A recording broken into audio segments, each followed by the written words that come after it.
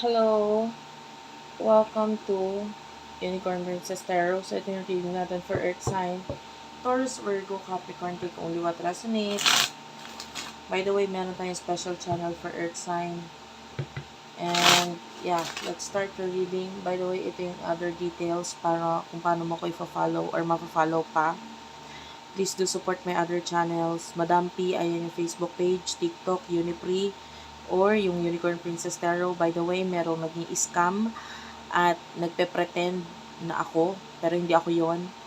Bago yung TikTok niya na Unipree Libra yung ginagamit niyang pangalan, no? So mag-ingat po kayo, no? Huwag kayo basta-basta magtitiwala.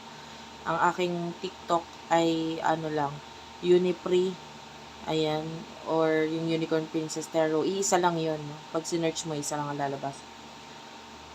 And yung aking TikTok ay nasa 140 plus na, 140,000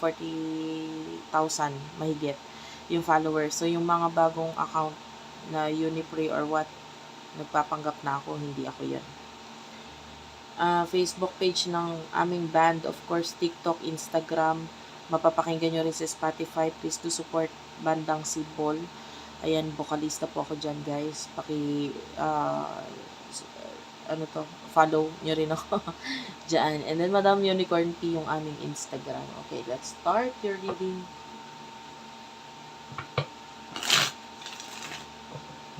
What do we have here for Earth sign, Taurus, Virgo, and Capricorn?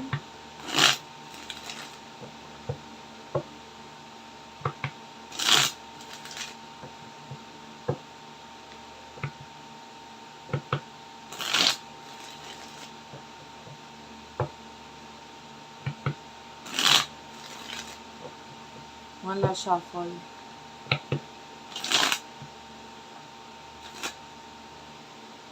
Okay. Earth sign, main energy. Escapade, and okay. Focus. Okay. Earth sign. So, sa nakikita natin dito, I feel like may mga bagay kang dapat tapusin.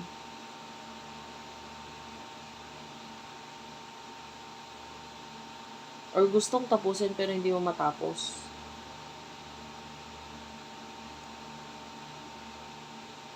You are really focused here.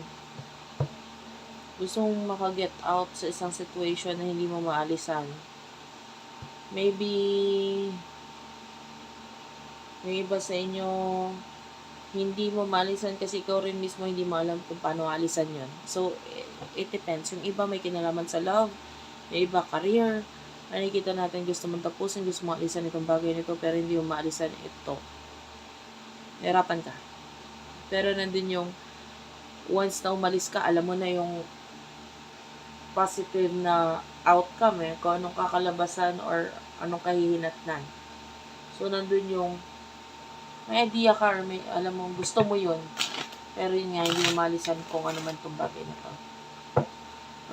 Pagdating sa love, sino itong person na kakonect mo? Take only what resonates, guys. Take only what resonates. Pa-comment na lang dyan sa baba. Kahit heart-heart lang, smileys. Malaking bagay yun sa akin. One last shuffle. Person na kakonect mo. For the sign of Earth sign, Taurus, Virgo, and Capricorn. Wait lang.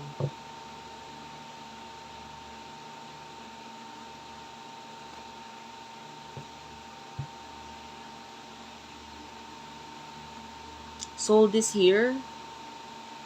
Magnet.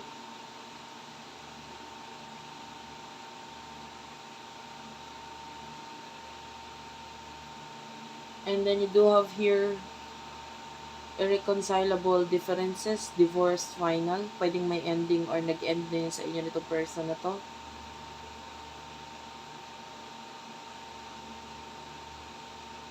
You could be dealing with your twin flame. May paglayo or may paglipat ng location, kaya nagkaroon ng pag-iwas or nagkaroon ng pagkakalayo sa inyong dalawa, separation. nitong taong ito. Pero hindi niya ano to, hindi niya mapigilan sa sarili niyang isipin ka. Like, may kakaiba sa'yo na nararamdaman niya na parang may something na humihila sa kanya para isipan ka or maalala ka or kumaga, there's something about you na hindi niya rin ma-explain sa sarili niya. So, nagkakaroon mo ng separation sa inyo pero para sa kanya, bakit ganun? Parang ganun. Bakit naalala pa rin kita hanggang ngayon? Emotions inyo sa isa't isa, you do have here anxiety. Legal is also here. Sa ngayon kasi may mga own problems ka, frustration, stress, nagpapahirap sa'yo. Ito yung iniisip mo ngayon. Like, ito yung nakumukonsumo ng isip mo ngayon. Regarding dito sa person na to, wala akong nakikitang pag-iisip sa kanya. Mas nakikita ko ang focus mo or ang iniisip mo ngayon yung mga problema mo, stress mo sa buhay. Medyo nahirapan itong person na to ngayon kasi nga, a lot of pagkagusto and attraction. I feel like this person is pinagpapantasyahan ka niya. Adrenaline rush is here. So, especially pag alam mo yan, this person is feeling hot. Ikaw agad yun nasa isip niya.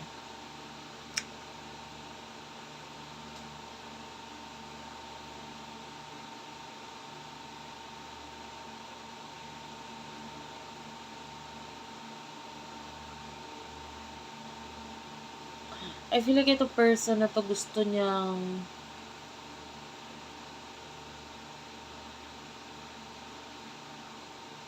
may nakikita din ako gusto niyang bitawan or gusto niyang bumitaw. Wheel of Fortune is here. Or hamster wheel. Gusto niyang bumitaw dito eh. A lot of lies or pagsisinungaling or hindi siya nagiging totoo dito. Yung iba, it could be another relationship.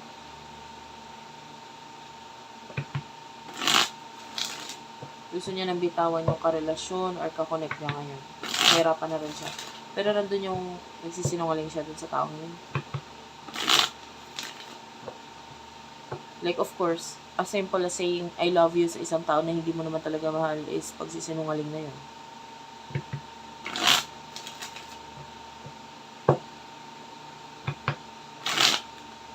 So, what will happen in the near future for the both of you? In the near future for the both of you, for the sign of Earth sign. Tragedy is here, followed by hamster wheel.